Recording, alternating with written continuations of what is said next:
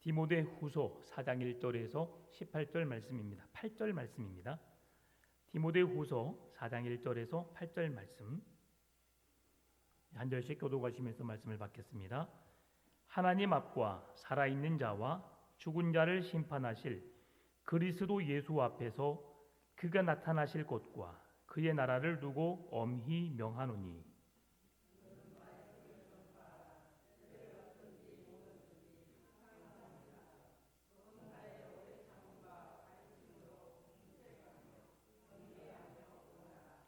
때가 이르리니 사람이 바른 교훈을 받지 아니하며 귀가 가려워서 자기의 사욕을 따를 스승을 많이 두고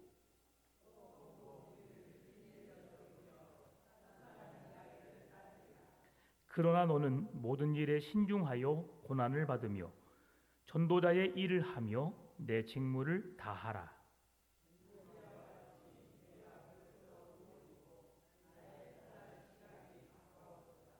나는 선한 싸움을 싸우고 나의 달려갈 길을 마치고 믿음을 지켰으니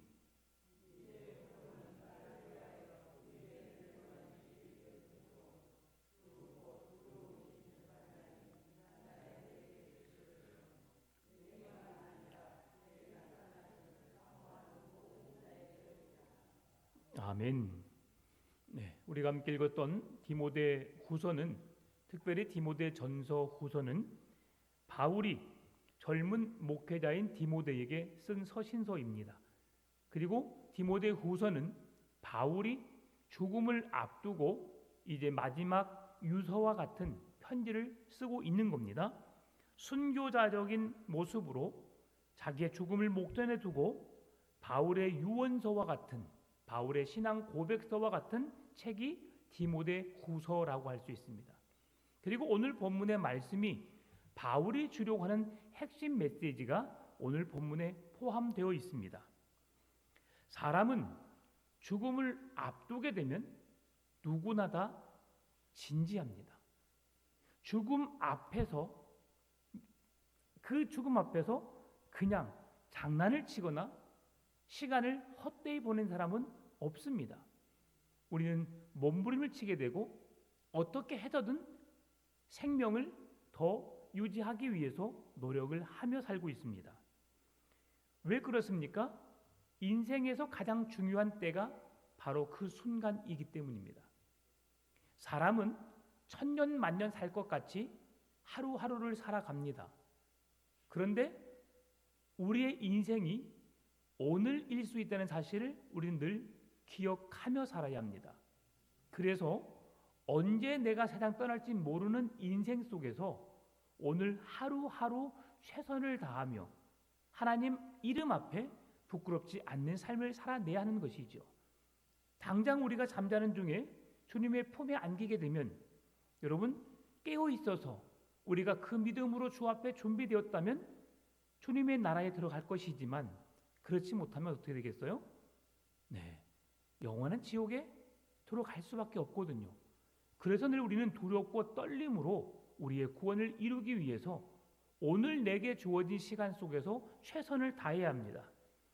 그래서 오늘 바울은 자기가 곧 죽음에 이르게 되는 상황 속에서 살아가는 제자 디모데에게 어떻게 신앙 안에 설 것을 그리고 네가 어떻게 살아야 할 것을 디모데에게 이렇게 강하게 권면해주고 있습니다.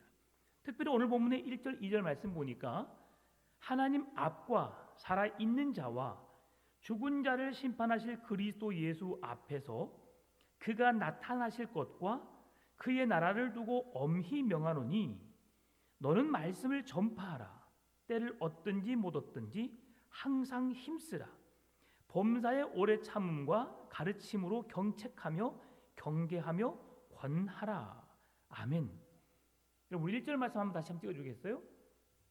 여러분 1절 말씀이 얼마나 중요한 말씀이냐면 하나님 앞과 살아있는 자와 죽은 자를 심판하실 그리스도 예수 앞에서 그가 나타나실 것과 그의 나라를 두고 엄히 명하노니 이 한 절 속에 창조주 하나님으로부터 이 땅에 죄인된 우리 인간들을 구원하시기 위해 오신 예수 그리스도, 그가 십자가에 죽으시고 다시 살아나시고 부활하심으로 하나님 우편에 앉으셔서 그 영원한 나라를 사랑하는 소망하는 그 백성들을 구원하실 그 메시지가 우리가 죽어서 하나님의 나라에 이르게 될 것을, 예수 그리스도를 믿음으로 하나님 나라에 이르게 될 것을 명확하게 다 기록해 놓았다는 사실이죠. 참 심오한 말씀입니다. 여기에서 엄히 명한다라고 하는 말씀은 법정에서 증인에게 엄숙히 명할 때 사용하는 법적인 용어입니다. 법 앞에서 내가 부끄럽지 않게 거짓이 없이 증언하겠습니다 라고 하는 메시지가 하나님의 법 앞에, 말씀 앞에 부끄럽지 않게 네가 견고히 서 있어라, 그렇게 하도록 내가 너에게 엄히 명한다라고 바울에게 이렇게 권면하고 있는 겁니다. 바울은 하나님과 심판주로 재림하실 그리스도 앞에서 엄히 명한다라고 표현하고 있죠. 복음을 부지런히 전한다고 해서 여러분 열매를 맺는다고 우리가 확신할 수는 없습니다. 그러나 우리는 오늘 바울이 무엇을 말씀해 주고 있습니까? 2절에서 너는 말씀을 전파하라. 말씀을 전한다고 해서 열매가 100% 맺혀지는 건 아니라는 거죠. 여러분 이것은 하나님의 말씀만이 아닙니다. 곡식을 심어 보세요. 어떤 것은 자라고 어떤 것은 자라지 않아요. 예수님께서 길을 가다가 무화과 나무를 보셨지요. 무화과 나무가 그 앞에 있었을 때에 지금 무화과 나무가 열매가 맺히지 않을 때라고 하는 학자도 있지만, 그러나 무화과 나무는 그 시대 그 나라에는 2번 열린다고 했어요. 그러니 2번 중에 한 번은 열려야 될 상황에 열리지 않음을 보고 어떻게 했어요? 그 나무를 저주했거든요. 오늘 우리가 열매 맺지 못하면 하나님은 우리를 불쌍히 여기지 않아요. 그 열매가 뭐예요? 영혼 구원에 대한 열매입니다. 내가 예수 그리스도를 믿음으로 구원받는 것, 온전한 믿음을 요구하시고요. 또한 믿지 않은 영혼들이 예수님을 만나서 그의 입술로 예수 그리스도를 구원자로 고백하기를 원하신다는 거예요. 그래서 주님은 항상, 바울은 디모데에게 내가 복음을 전한다고 그때마다 복음의 열매가 맺히는 것은 아니지만, 그럼에도 불구하고 너는 말씀을 전파하라. 네가 시간이 있든지 없든지 바쁘든지 안 바쁘든지 어떤 상황에서든지 너는 그 말씀을 전파하라. 항상 힘쓰라는 거예요. 항상 범사의 오래 참음과 가르침으로 경책하며 경계하며 권하라. 여기에서 바울이 복음을 부지런히 전하라라고 말씀해주고 있는데요. 여기에서 말씀을 전한다는 것, 이것은 그 말씀을 전하기 위해서 무엇을 해야 되느냐? 2절에서 말씀해 주는 것이 전파하라. 때를 얻든지 못 얻든지 항상 힘쓰라라고 하는 것에 있어서 네가 하나님의 복음을 들었는데 복음을 들은 것으로만 끝나면 안 된다. 네가 복음을 이해하고 네가 받는 것으로만 끝나면 안 된다. 또한 복음을 받았음에도 불구하고 내가 그 복음 안에 있지만 그 복음을 전하지 않으면 안 된다. 그러기 위해서, 네가 복음을 전하기 위해서 그리스도의 말씀을 듣고 그 믿음으로 서 있지만 가르침을 받아야 한다. 신앙 안에서 훈련을 받아야 한다라고 말하고 있어요. 교회 안에 성경 공부가 여러분 원활하게 진행되어져야 합니다. 성경을 공부하는 일에 여러분 눈에 불을 켜고 배우는 일에 열심히 해야 돼요. 왜냐하면 성경을 배운다는 것은 하나님을 알아가는 거거든요. 하나님을 아는 자만이 구원을 받을 수가 있어요. 하나님을 아는 자, 믿는 자, 그 말씀대로 사는 자만이 하나님의 구원에 들어갈 수 있는 거예요. 나 하나님 알아요. 그런데 하나님이 나를 몰라요. 여러분, 그러면 우리가 구원받을 수 없는 거예요. 이런 이야기를 자주 하지요. 나 이 회사 사장 나 알아. 나는 알죠. 근데 그 사람이 나를 몰라요. 그것은 안다는 게 아니에요. 안다는 것은 성경에서 부부가 서로를 아는 것처럼 아는 것을 말해요. 다른 사람은 나를 몰라요. 제 아내는 저를 알아요. 다른 사람은 몰라요. 그러나 저는 제 아내를 알아요. 이것이 안다는 거예요. 서로가 서로를 안다는 거죠. 그러니 하나님을 그렇게 알아야 하고 그 하나님을 알도록 우리가 믿어야 하고 그 믿는 하나님을 위해서 내가 어떻게 살아내야 하는데 그렇게 하나님을 더 깊이 알기 위해서는 말씀을 가르쳐야 되고 교회는 그 말씀을 가르침을 받아야 하고 그리고 말씀을 가르치고 가르침 받는 대로 나가서 복음을 전파해야 된다는 거죠. 그러니 교회가 정말 우리가 너무 힘들어요. 지쳤어요. 할 정도로 성경 공부를 계속해서 진행해야 돼요. 여러분 배우는 일에 여러분 힘쓰시기 바랍니다. 나이 들어서 이제 앉아있기도 힘들어. 그래요. 앉아있기 힘들어도 앉아 계세요. 들으시면 앉아 계시면 은혜가 되거든요. 여러분 보세요. 오늘 여러분이 어떤 상황임에도 불구하고 오늘 교회로 나오셨어요. 그래서 하나님 말씀을 지금 듣고 있죠. 그러면 집에 계셔서 여러분이 어떤 예배를 드릴지 모르겠지만 제가 생각하기에 이 시간에 교회를 나오지 않고 집에서 예배 드리는 분은 거의 없다고 봅니다. 거의 없다고 봐요.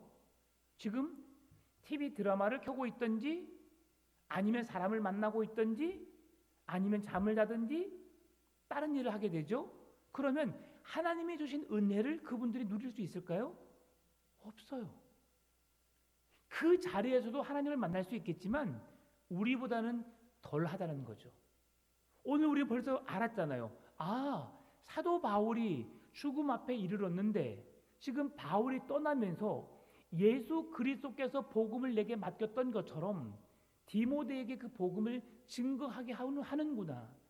그래서 하나님을 아는 것으로 끝나는 것이 아니라 그 말씀을 믿는 자가 되고 그 말씀을 믿기 위해서는 열심히 가르침을 통해서 성경을 알아야 되는구나. 그러면 가르침을 받은 그 진리의 말씀을 어떻게 하느냐? 그 말씀을 가지고 항상 때를 얻든지 못 얻든지 그 말씀을 전파하는 사명자로 우리를 부르셨구나 라는 것을 벌써 우리가 배웠어요. 10분 만에 다 배웠어요. 오늘 말씀의 제목이 뭐예요? 내 직무를 다 하라예요. 바울은 디모데에게 목사로서 가르치는 자로 직무를 다 하라. 또한 그것이 오늘 본문의 말씀이 목사에게만 준 것이 아니에요. 교회에게, 성도에게, 오늘 우리 모두에게 주신 말씀인데 우리의 직무를 다하는 게 뭘까요? 여러분 집사의 직무가 뭐죠? 권사의 직무가 뭐죠? 장로의 직무가 뭐죠? 교회를 세우는 데 있고 교회를 세운다고 하는 것은 예수님을 믿지 않는 자를 교회로 초청하여 하나님의 거룩한 백성이 되게 하는 사명을 우리 모두가 갖고 있다는 사실이에요. 여러분 그런 거룩한 부담을 가지시길 바랍니다. 오늘 이 명령 바울이 디모데에게 오늘 명령하고 있잖아요. 1절에서 명령 엄히 명하노니 라고 말씀해주고 있잖아요. 이 엄히 명한다고 하는 것은 바울이 디모데 전후서를 통해서 3번 그렇게 명령한 말씀이에요. 첫 번째 명령은 디모데전서 5장 21절 22절에서 말씀해 줍니다. 하나님과 그리스도 예수의 택하심을 받은 천사들 앞에서 내가 엄히 명하노니 너는 편견이 없이 이것들을 지켜 아무 일도 불공평하게 하지 말며 아무에게도 경솔히 안수하지 말고 다른 사람의 죄에 간섭하지 말며 내 자신을 지켜 정결하게 하라. 직분자를 세울 때에 이 사람은 서울대생이니까 아, 머리가 있어 괜찮아, 공부 안 해도 돼. 이 사람은 돈이 좀 많으니까 괜찮아. 이 사람은 못 배웠으니까, 이 사람은 뭘 못하니까 어떻게 해야 돼. 이런 편견을 갖지 말라는 거예요. 이 사람은 교회 온 지 얼마 됐으니까, 어떻게 했으니까 이유를 대지 말라는 거죠. 누구든지 편견 없이 하나님의 거룩한 백성이 될 수 있음을 유대인이나 헬라인이나 야만인이나 누구든지 주의 이름을 부르는 자가 구원을 얻는 능력이 있는 것처럼 바울은 디모데에게 성도들을 대할 때 그 어느 누구도 그렇게 동일하게 대할 것을. 여러분, 사람이 세상적인 환경 기준으로 보게 되면 편견을 가질 수밖에 없어요. 나에게 밥을 한 번이라도 사준 사람에게 여러분 잘할까요? 밥을 한 번 안 사주는 사람에게 잘할까요? 사람이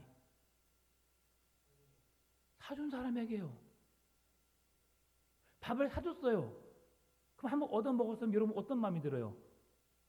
아, 나도 이제 언제 한번 사줘야 되겠구나. 근데 사주려고 갔는데 또 얻어 먹었어요. 여러분 어때요? 아, 이 사람 뭔 일이야? 왜 자꾸 사줘? 나 부담스러워 죽겠네. 나도 사줘야 되는데. 그러면 나중에 근데 밥을 또 먹으러 갔는데 이 사람이 밥만 사준 게 아니고 선물까지 사줬네? 그럼 어때요? 그러면 겁나 좋죠. 좋은데 그 가운데 어떤 마음이 들어요? 야, 이 사람이면 내가 좀 뭐든지 해주겠다. 그러잖아요. 어떤 어려움이 있어도 당신은 패스. 나에게 밥도 사주고 선물도 해준 사람이기 때문에 당신은 패스 넘어가. 이러지 말라고 하는 거예요. 밥을 사주고 안 사주고 선물을 주고 안 주고를 떠나서 똑같이 그리스도 안에 있는 하나님의 사랑으로 동일하게 사랑하라. 편견을 가지지 말라. 이것이 바울에게 디모데에게 주는 첫 번째 명령과 같은 권면이었어요. 두 번째 권면은 6장 13절 디모데전서 6장 13절에서 14절 말씀입니다. 만물을 살게 하신 하나님 앞과 본디오 빌라도를 향하여 선한 증언을 하신 그리스도 예수 앞에 내가 너를 명하노니 우리 주 예수 그리스도께서 나타나실 때까지 흠도 없고 책망받을 것도 없이 이 명령을 지키라. 우리의 삶이 하나님의 말씀 앞에 어떻게 해야 할 것을 말씀해 주고 있어요. 그런데 참 바울의 말씀, 바울의 권면의 말씀 속에서 아주 멋진 능력의 말씀이 뭐냐면 만물을 살게 하신 하나님과 만물을 창조하시고 그 만물을 다스리시는 하나님 앞과 본디오 빌라도를 향하여 선한 증언을 하신 그 죄를 그에게 돌리지 않고 그를 용서하시고 내가 감당해야 할 죄값만 담당하기 위해서 죽음으로 나아가신 예수 그리스도의 이름으로 내가 너에게 명하노니. 바울의 권면은 그냥 내가 너한테 명령할게, 내가 너에게 부탁할게가 아니었어요. 첫 번째 명령도 하나님께서 주시는 그 말씀으로 너에게 명령한다, 권한다. 두 번째도 하나님과 예수 그리스도의 이름으로 너에게 엄하게 명령한다. 그리고 오늘 주신 세 번째 명령에서도 1절에서 뭘 말씀해 주고 있어요? 하나님 앞과 살아있는 자와 죽은 자를 심판하실 그리스도 예수 앞에서 그가 나타나실 것과 그의 나라를 두고 이제 더 나아가 모든 것이 하나님의 나라에까지 이어지면서 너에게 엄히 명하노니. 지금 내가 말하는 것은 너에게 뭔가를 가르치기 위해서 내 욕심을 채우기 위함이 아니라 하나님이 이 땅에 예수님을 보내셨고 그 예수님을 통해 이루신 놀라운 구원의 능력을 내가 받게 되었고 그 받은 것을 지금 내가 너에게 전하는 거야. 어떤 의미로요? 법정에서 내가 법 앞에 선서합니다. 내가 부끄럽지 않게 거짓이 없게 내가 증언하겠습니다. 라고 하는 그런 엄한 명령이 지금 바울의 권면 속에 포함되어 있다는 사실이죠. 여러분, 내가 장담할게. 내가 누구의 이름을 걸고 내가 맹세할게. 여러분, 이런 경우 있죠? 그 누구의 이름을 걸더라도 우리는 넘어져요. 완벽하게 지킬 수가 없어요. 아무리 선한 마음이라 할지라도 우리는 그 앞에서 무너질 수밖에 없어요. 세상 사람들이 가장 좋아하는 게 뭘까요? 여러분 뭘 가장 좋아하세요? 예수님? 웃긴 소리예요. 네. 여러분이 예수님 사랑한다 말하지만 예수님보다 더 사랑하는 게 있어요. 뭐가 좋아요, 여러분? 돈이 좋죠, 돈이. 여러분 안 그래요? 그게 우리 현실에 지금 부정하고 있지만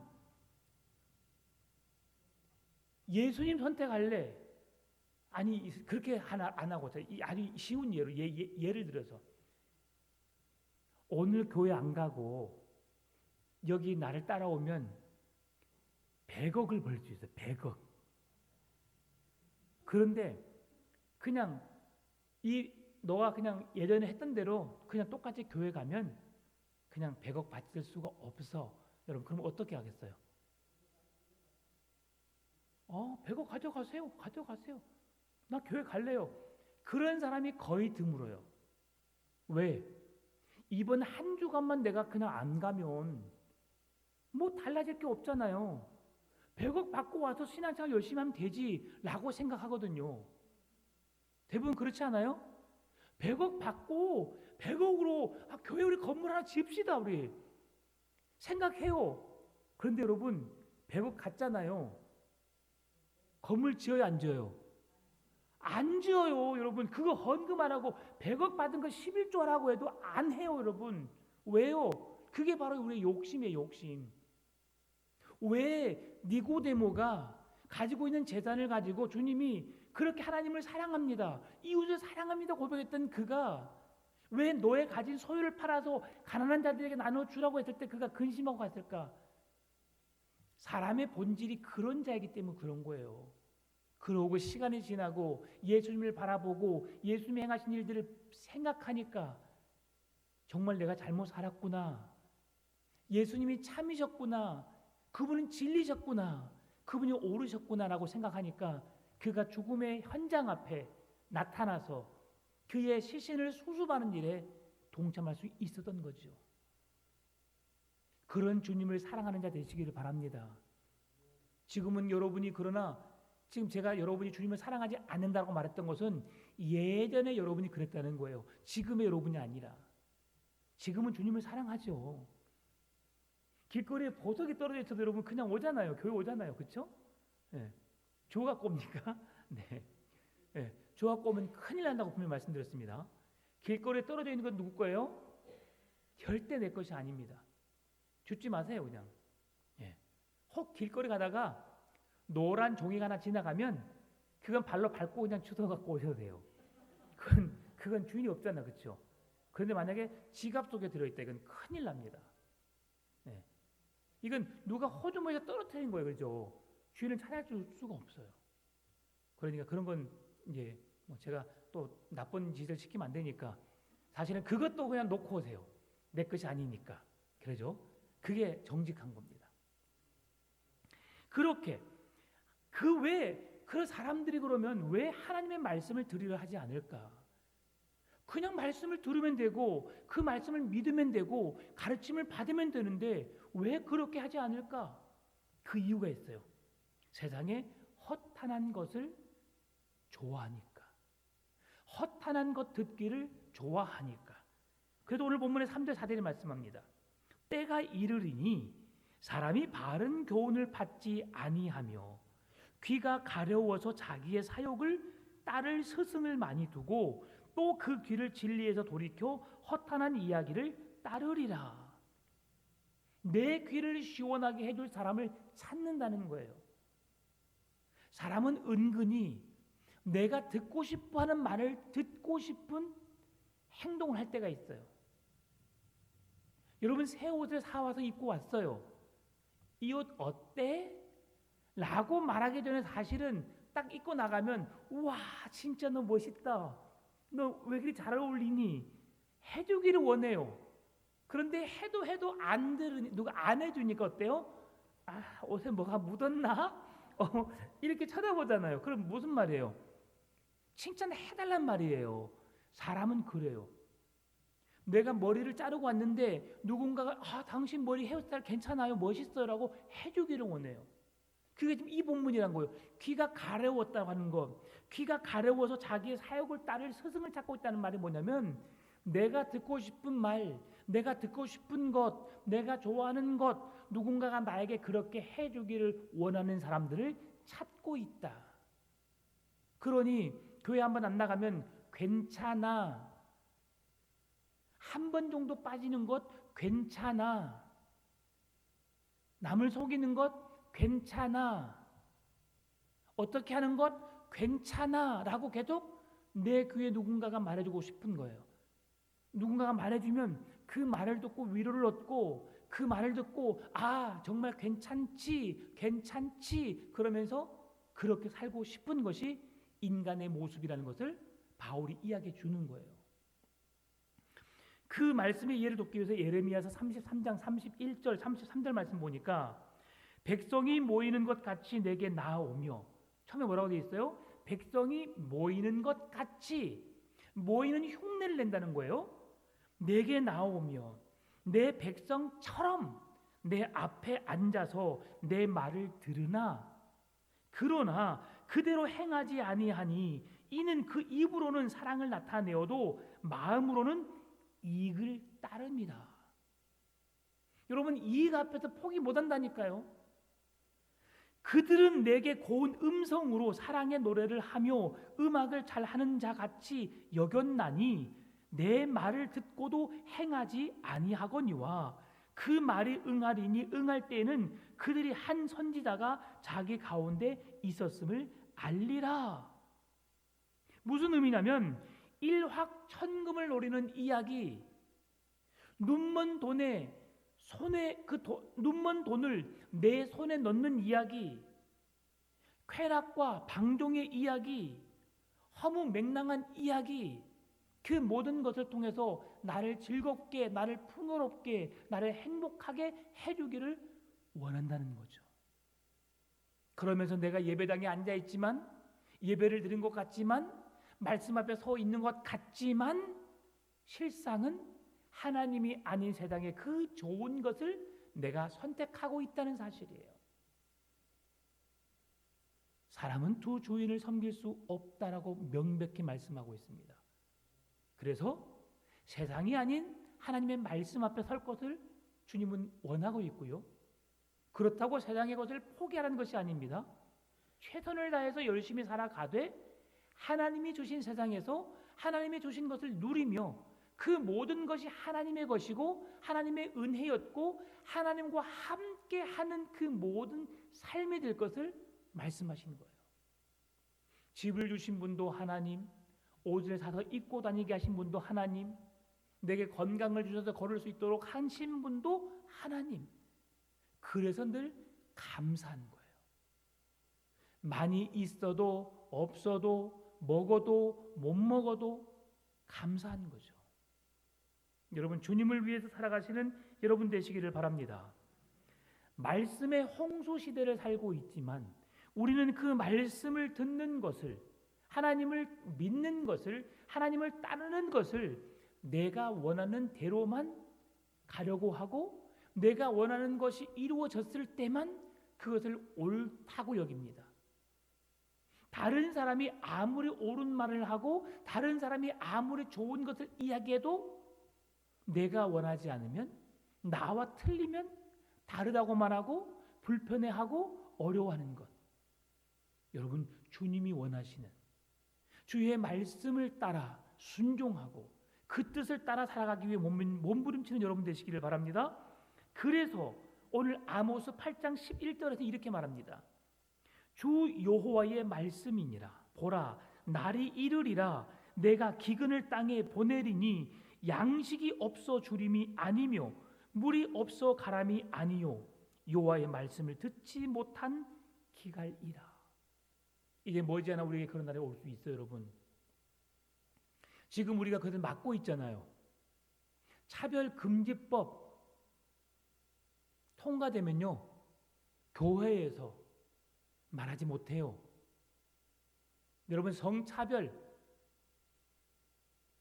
정말 그것 때문에 제가 그 법안이 발표되고 그 다음 해에 제가 세미나를 받으러 갔어요. 신구약 파노라마. 가서 같이 공부하다가 중간에 그 각 팀별로 공부를 해. 팀별로 조를 짜줘서 조별로 하는데 거기에 남자가 4명, 여자가 1명이었어요. 그래서 같이 공부를 하고 나누고 있다가 마지막에 사진을 찍어서 사진을. 여자가 어디 섰으면 좋겠어요? 그냥 한 가운데 섰으면 좋겠잖아요. 아니, 그냥 아무 데나 찍어도 돼요. 제가 오지랖이 넓어서, 그분 전도사님이셨는데, 전도사님 가운데 찍으시면 이쁠 것 같아요 그랬어요. 딱 그 말 한마디 했는데, 목사님 그거 성차별인 거 아세요? 딱 그렇게 말하는 거예요. 얼마나 꼴보기 싫던지 그냥 주먹으로 때려버리고 싶었어요. 때려버리고 싶었어요. 와, 법이 이렇게 무서운 거예요. 그분은 자기가 뭘 안다고 막 그렇게 했던 건데, 아니 우리가 뭐 자기를 뭘 어떻게 했어요? 이쁘다 그냥 가운데 서서, 이 자체도 사실은 성차별인 거예요. 사실 그게 맞는 말이에요. 그래서 제가 예 죄송합니다 하고 아무 말도 하지 않았어요. 그리고 똥 씹은 얼굴로 가만히 서 있다가 그냥 사진 찍고 그냥 나와버렸어요. 그리고 그 사람을 내가 만나지도 않고 나는 당신을 이야기하지 않겠다, 그냥 내 고집으로 그냥 나와버렸죠. 근데 사실은 그분이 맞는 거예요. 여러분, 차별금지법이 국회 법안으로 통과되잖아요. 그러면 이제는 동성애자가 와서 우리 부부로 인정해 주세요라고 하면 저희 목사인 제가 허락이고 해야 됩니다. 이제 성경이 무너지고 성경의 말씀 속에 죄인에 대한 정죄, 우리가 회개에 대한 내용, 말씀 선포, 이 모든 것들이 이제 교회 안에서 선포가 사라질 수 있어요. 지금은 우리가 그렇게 기도하고 그런 법안이 통과되지 않도록 지금 그리스도인들이 막아서 우리가 그런 어려움을 겪지 않지만 그런 일이 올 수 있다는 사실이에요. 아모스가 말씀하고 있잖아요. 여호와의 말씀을 듣지 못할 기갈이 우리에게 있을 수 있다. 배가 고파서도 아니고 목이 말라서도 아니고 여호와의 말씀을 듣지 못함으로는 기갈이라. 여러분, 그래서 오늘 우리는 주의 말씀을 듣고 그 말씀을 때를 얻든지 못 얻든지 항상 전파하기를 힘써야 되는 줄 믿으시기 바랍니다. 이것이 우리에게 주신 하나님의 놀라운 사명이에요. 여러분, 내가 복음을 전한다고 해서 달라질 게 있을까? 라고 말할 수 있지만 내가 복음 전하면 분명히 달라집니다. 왜요? 주님이 하실 것이기 때문이죠. 나는 심었고 아볼로는 물을 주었으되 열매를 맺게 하시는 이는 하나님이십니다. 믿으십니까? 5월 18일, 이번에는 5.18이에요. 5.18. 5.18 민주항쟁이 아니라 우리가 한 영혼 구원하는 일에 우리가 최선을 다해 보십시다. 1인당 1명이에요. 3명도 아니에요. 2명도 아니에요. 1명만 손잡고 와보자고요. 그 1명이 내 아들일 수 있고 내 딸일 수 있고 옆집에 누구일 수도 있어요. 누가 되었든지 간에 그 사람을 데려오기 위해서 때를 얻든지 못 얻든지 항상 주의 말씀을, 주의 사랑을 증거해서 그 영혼이 예수님 만나도록 한 번만 와봐. 제발 나를 봐서 한 번만 와봐. 이게 아니에요. 그가 오든지 안 오든지 여러분이 전할 것은 뭐냐면 예수를 믿어야 돼. 예수를 믿고 나와 함께 하나님의 거룩한 백성으로 살자. 예수 그리스도의 복음을 전하시기 바랍니다. 그리고 어떻게 해서 오셨든 간에 그날 선포된 말씀은 제가 복음의 핵심 진리를 선포할 거예요. 그날만큼은 제가 따로 전도에 대한 설교를 제가 할 겁니다. 매일 성경이 아니고요. 혹 그날 또 그 성경의 본문이 그렇게 되면 그 말씀을 하겠지만, 그래서 왜 우리가 예수님을 믿어야 하고 왜 우리가 예수를 믿고 이렇게 살아가야 하는지에 대한 말씀을 제가 전할 거예요. 이런 일들이 우리 안에 있도록, 그런 능력이 나타날 수 있도록 우리가 할 수 있는 일은 주의 말씀에 순종하면 되는 거예요. 그러면 그 뒷일은 누가 하세요? 하나님이 하셔요. 믿으십니까? 근심 걱정 모든 걸 주께 맡기시기 바랍니다. 그래서 바울이 5절에 말씀합니다. 우리 같이 읽어볼까요? 그러나 너는 모든 일에 신중하며 고난을 받으며 전도자의 일을 하며 내 직무를 다 하라. 아니요, 저 못하겠어요. 안 돼요. 얼마나 반대가 심한데요. 그렇게 하면 큰일 나요. 이건 여러분의 생각이에요. 너는 모든 일에 신중하며 고난을 받으며, 그런 일이 일어날 것을 주님이 아세요, 모르세요? 아셔요. 그럼에도 불구하고 네가 복음을 전하라는 거예요. 순종하니까 열매가 맺혀진다는 거죠. 제가 초등학생 이야기 말씀드렸죠. 아이가 예수 믿고 교회를 다녔어요. 그리고 예수님을 믿는 자는 어느 누구가 되었든 간에 그 예수님을 전해야 된다. 만난 사람 그가 누가 되었든 간에 그 사람에게 예수 믿으세요라고 복음을 전해라. 주일학교에서 가르침을 받았어요. 이 아이가 학교로 가서 내가 누구에게 복음을 전하지? 누구에게 복음을 전하지? 친구를 보니까 못 전하겠어. 우리 선생님 안 돼. 누구한테 전하지? 딱 보니까 교장실이 있는 거예요. 됐다. 교장실 문을 확 열고 교장 선생님 예수님 믿으세요 하고 문을 딱 닫고 가버렸어요. 얼굴도 안 보고. 그런데 그날 놀라운 일이 벌어졌죠. 교장 선생님의 마음에 하루 종일 그 아이의 소리가 맴돈 거예요. 교장 선생님 예수님 믿으세요. 예수님 믿으세요. 예수님 믿으세요. 어떻게 되었을까요? 믿었겠죠. 아마 그 교장 선생님이 예수 믿고 그걸 간증을 했기 때문에 목회자들의 예화 속에 들어있는 거겠죠. 어떻게 하니까? 순종하니까.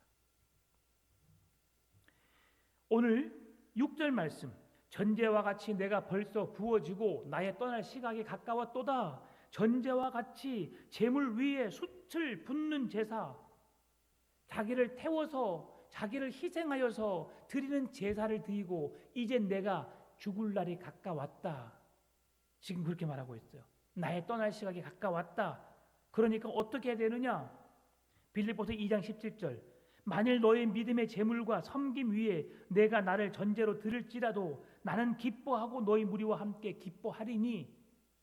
지금 바울의 고백이에요. 내가 지금 이 순간 죽는다 할지라도 나는 너희들과 함께 있는 것이 기쁘고, 너희들과 함께 예수 믿은 것이 기쁘고, 너희들과 함께 복음 전하는 것이 기쁘고, 그 결과적으로 나는 하나님 나라에 들어가기 때문에 기쁘다. 죽음을 기쁘게 맞이할 수 있는 거예요.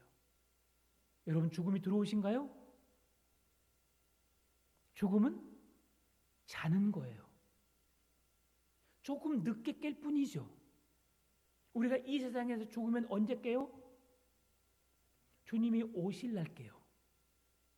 영혼은 하나님 나라로 직행, 그리고 육체는 썩어져서 없어지는 것 같지만 우리 주님이 다시 오실 날 부활의 영광의 몸을 입게 되는 거죠. 여러분, 우리가 지난 새벽에 예수님께서 엠마오로 가는 두 제자와 함께 길을 갔잖아요. 제자들이 예수님의 얼굴을 못 알아봤죠. 두 가지 의미예요. 하나는 두 사람의 눈이 가리워져서 그가 예수님인 줄 알지 못했다는 것이고, 또 하나는 그가 예수님이신데 가장 아름다운 모습, 고난받아 십자가 못 박혀 죽으신 초라한 처치한 모습이 아니라 하나님의 아들이신 예수님의 모습으로 오셨기에 다른 사람처럼 보이는 거죠. 오늘 우리도 그런 영광의 몸을 입게 되는 줄 믿습니다. 이 세상에서 장애 있는 사람이 하나님 나라에서 장애를 입고 갈까요? 완벽한 자로, 완전한 자로. 왜냐하면 천국은 비교하는 것도 없고, 우리가 만약에 불편한 몸으로 간다 할지라도 그 누가 우리를 정죄하거나 비판하거나 뭐라 할 일이 없는 거죠. 그래서 바울은 이렇게 말합니다. 4장 7절에서 나는 선한 싸움을 싸우고 달려갈 길을 마치고 믿음을 지켰으니. 나는 선한 싸움을 싸우고 나의 달려갈 길을 마치고 내 믿음을 지켰으니. 예수님을 만나기 전까지는 그가 예수 믿는 사람들을 핍박하고 그들을 죽이고 그런 못된 짓을 했던 사람이지만, 예수님을 만나고 난 이후부터는 그 진리의 말씀을 붙잡고 선한 싸움을 싸우고 달려갈 길을 마치고 믿음을 지켰다. 우리가 주님 앞에 서는 그날, 내가 이 믿음을 지키기 위해서, 내가 천국을 소망하는 믿음으로 살기 위해서 내가 노력했다. 마지막 죽음 앞에 있을 때 여러분이 자녀들에게 유언과 같이 그렇게 말씀해 주셨으면 좋겠어요. 나는 죽으면 하나님 품에, 하나님 나라에 들어간다. 제가 어렸을 때 섬겼던 한 목사님이 계셨어요. 왕용주 목사님인데, 그분이 보일러실에 그 석유를 넣다가 튀었어요. 그래서 몸에 많이 흘러가지고. 근데 기름 보일러가 부 하면서 그 불이 옆에서 불똥이 확 튀었는데 그 몸으로 붙어버렸어요. 그래서 보일러실에서 온몸에 화상을 입고 병원에 실려갔는데 이제 소망이 없는 거죠. 그래서 그런 고통, 여러분 화상 입으면 엄청 쓰라리잖아요. 냄비에 손 한번 대보세요. 엄청 쓰라려요. 근데 그 온몸에 그런 화상을 입고 고통 중에 그분이 무엇을 봤냐면 천사를 봤어요. 천사를. 병실에 천사가 와서 그분과 함께 있는 거예요. 그분이 직접 계실 때 간증해 주신 거예요. 아들들에게, 아들아, 딸아, 너희들 지금 보이니? 천사 보이니? 그분이 미친 것이 아니라 하나님이 그를 너무 사랑하니까 고통 중에 천사를 보내셔서 발가락을 간지럽히고 온몸에 화상 입어서 그렇게 쓰라리고 고통스러운데 주님이 그를 맞으러 오신 거죠. 그러면서 그 아들들에게 그렇게 말씀하셨대요. 아들아, 딸아, 천국에서 만나자. 죽음이라는 두려움 앞에 우리가 우리의 믿음을 잃지 않도록, 오늘 바울이 고백했던 것처럼 나는 선한 싸움을 싸우고 달려갈 길을 마치고 믿음을 지켰으니, 이 고백이 여러분의 고백이 되시기를 바랍니다. 그럼에도 여전히 우리는 싸웁니다. 로마서 7장 22, 23절 내 속사람은 하나님의 법을 즐거워하되 내 지체 속에서 한 다른 법이 내 마음의 법과 싸워 내 지체 속에 있는 죄의 법으로 나를 사로잡는 것을 보는도다. 오늘 예배하고 우리는 하나님을 예배합니다. 하나님 사랑합니다 라고 하지만 딱 나가자마자 눈에 보여진 게 있잖아요. 아 이쁘다. 아 멋지다. 아 좋다. 그게 우리의 마음을 사로잡아요. 눈을 사로잡아요. 그리고 우리의 발걸음을 그쪽으로 이끌고 우리의 몸을 그쪽으로 이끌어요. 그래서 죄를 짓게 만들고 하나님과 멀어지게 한다는 거죠. 그래서 늘 바울이 말해요. 마음으로는 하나님을 섬기는데 우리 육신의 외모적인 눈으로 세상적인 환경은 그 하나님을 떠나게 한다. 그래서 내가 날마다 죄와 싸우노라. 말씀을 마무리합니다. 오늘 본문의 8절. 이제 후로는 나를 위하여 의의 면류관이 예비되었으므로 주 곧 의로우신 재판장이 그날에 내게 주실 것이며 내게만 아니라 주의 나타나심을 사모하는 모든 자에게도니라. 믿음으로 선한 싸움을 싸우고 하나님의 나라를 소망 삼는 그 모두에게 하나님의 나라에 그 놀라운 상급이 있음을 말씀하시는 거죠. 그러면서 사도행전 20장 24절에서 이렇게 말씀합니다. 내가 달려갈 길과 주 예수께 받은 사명 곧 하나님의 은혜의 복음을 증언하는 일을 마치려 하면은 나의 생명을 조금도 귀한 것으로 여기지 아니하노라. 자기의 생명이 아무런 의미가 없어서 그렇게 했겠어요? 아니에요. 이 세상에서 내 생명보다 소중한 것은 없어요. 아무리 귀한 집에 아무리 많은 것을 누리고 살지만 내가 제일 소중해요. 가졌든 못 가졌든 지금 내 자신이 너무 행복하고요. 내 삶이 여러분에게 가장 값진 인생이에요. 내 인생을 다른 사람이 대신 살아줄 것 같아요? 절대 그럴 수 없습니다. 여러분 남편이, 아내가, 자녀들이 여러분을 대신해서 살아줄 것 같아요? 절대 그렇지 못해요. 어머니가 아프시고 알아 누워 계시는데 자녀는 그 옆에서 뭘 생각하는 줄 알아요? 우리 어머니가 죽으시면 이 재산 어떻게 하지? 그런 내가 되는 생각을 하고 있는 게 현실입니다.